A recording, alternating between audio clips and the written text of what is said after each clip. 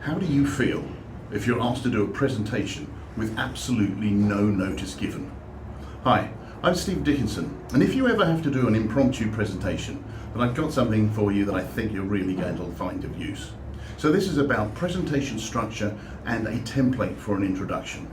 So by the time I've finished, you'll be able to calm any nerves and get on with a fully structured presentation at a moment's notice. So the first thing is the presentation invariably in three sections. An introduction, a main body, and a summary. You know, you might have heard the expression, tell them what you're going to tell them, and then tell them what you've just told them. So those are the three parts of a presentation.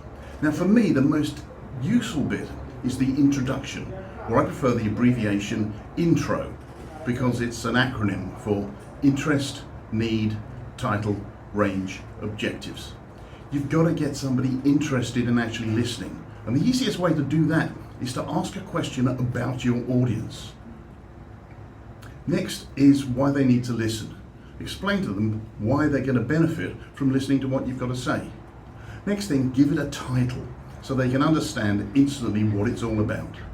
You can then explain the range of things you're going to talk about so people know what's coming, because everybody likes to have a compelling future and have no surprises.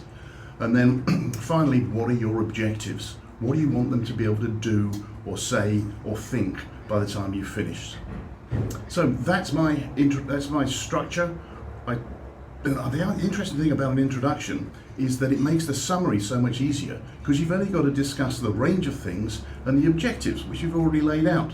So I said I was going to talk about the three parts of a presentation and the 5 parts of an introduction. And I think now you've got everything you need to be able to do a presentation fully structured with a 5-point introduction and a summary. So I hope that's useful. I'm here getting my car tested, so I thought I'd do a quick impromptu presentation for you. Thanks, and I hope to see you soon. Bye.